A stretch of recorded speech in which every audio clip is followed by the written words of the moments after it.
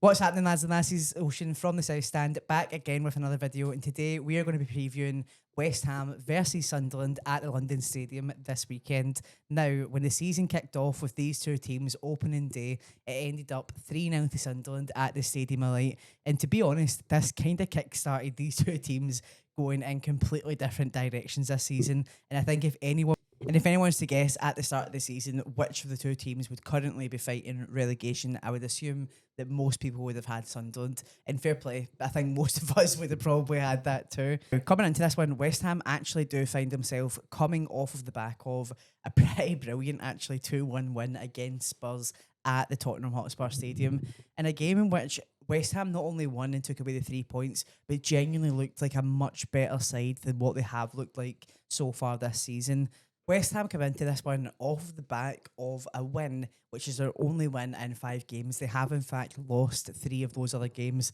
This season as well, the London Stadium has not been a place that West Ham have found much luck so far either, only managing to get 7 points so far at home all season. Now, a lot of this, of course, is not only the poor form on the pitch, but they've got a lot of troubles at the minute and have had a lot of troubles all seasons with fans discontent with their owners and with their board. And us as Sunderland fans, we know fine well what that feels like, what it feels like to feel your club declining in front of your eyes. And I think that is the case for West Ham in a lot of ways, except from the fact that often the case their team just is not as bad as the season that they've had so far. And as well, Nuno very much has it in him to solidify teams, and that's what he has done with West Ham in the last few weeks. They really have started to look a bit more defensively solid.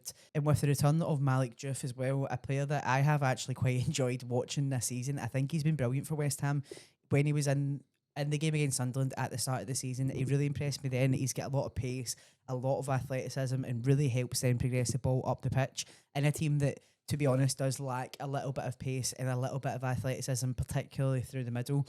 Now, Sunderland come into this one themselves in not particularly great home form. I'm going to pull it up beside me right now to double check where we rank in terms of the Premier League for away form. Now, Sunderland are currently sitting 15th for away form. We have actually won 1, drawn 3, and lost 1 in our last 5. So not horrific in the sense that we're obviously unbeaten for 4 out of 5 of them. But I think the main thing that us as Sunderland fans are seeing when we're watching these games is just how different we look when we're on the road. And now, I'm not always going to complain because a point in the road at any Premier League team is a pretty good day out. However, there has been a number of times this season where I felt like tactically we've just shut ourselves off from even trying to win the game. It's been more of a case of let's get in, let's lock up, let's just solidify this and come away with a point. Now, I don't mind that throughout AFCON, but now we're coming to the second half of the season. We're pretty much going to have all of our players back, apart from, of course, Traore being injured and Masuaku, who hasn't really featured this season and probably won't feature much for the rest of the season. We're coming to the second half of the season, and I really, really do believe Sunderland have a chance to kick on. Now, I can't believe I'm saying we've got a chance to kick on when we're currently in 9th spot. However, I do honestly think that we've got a chance to go out and take a few more points on the road, be a little bit more ambitious, try and go for it a little bit more.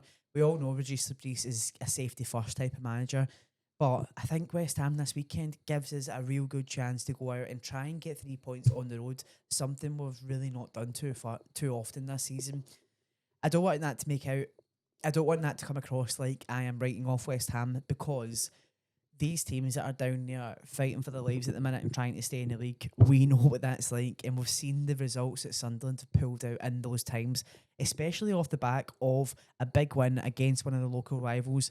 They'll be hoping, as Hammers, that this is going to be a chance to really turn their season around and start kicking on. Obviously, as Sunderland fans, we're hoping we're going to limit that one. However, it does just not going to be as easy as we think. Now, in terms of team selection, what is everyone thinking? Because for me, I've been sitting thinking about this Diarra problem all week. And I say Diarra problem, it's not really a Diarra problem. It's more of, we've got a lot of good players. How do we get the best ones on the pitch at the same time? Because for me, and anyone who watches the channel will know this, I am a massive Enzo Lefebvre fan. I think he does so much for our team, and I really would struggle to see a Sunderland side this season with him sitting on the bench. So for me, Enzo can't be dropped. Habib's more kind of got to work his way in and get his place back, which is a shame because it's not.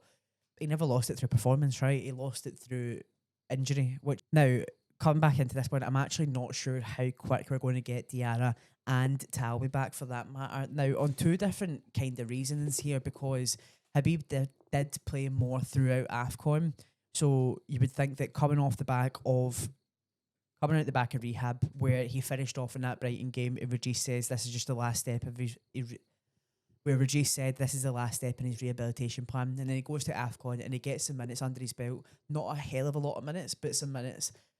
Do we reasonably think that he's going to start this game? Because I'm not so sure that he's going to. I think this selection drama is probably going to push off for another week, and I can see Habib Diarra coming on and playing the last 20-30 minutes on that right wing, the same way we've seen him feature at Brighton.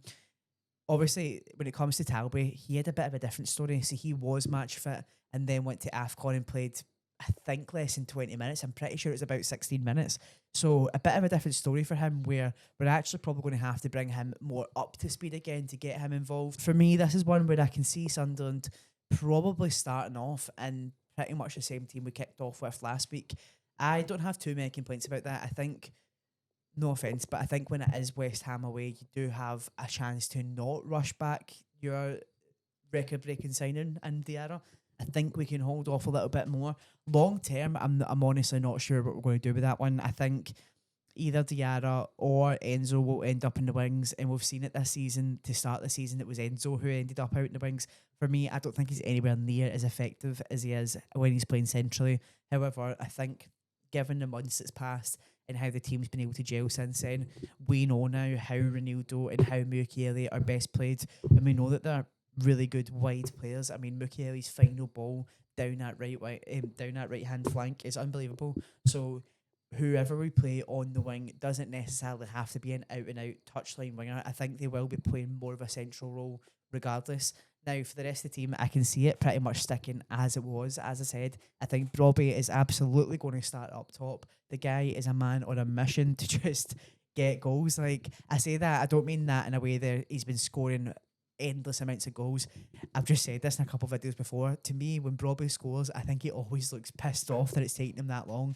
I don't know what it is. He's just like a man on a mission. He's unbelievable. So Robbie will be up top. I think Hume and Mundo are probably going to start on those wings just for one more week. I think in 1 week's time, when Diarra, when Talby are back up to fitness, we'll see that change, and the rest of the team will probably stay as is.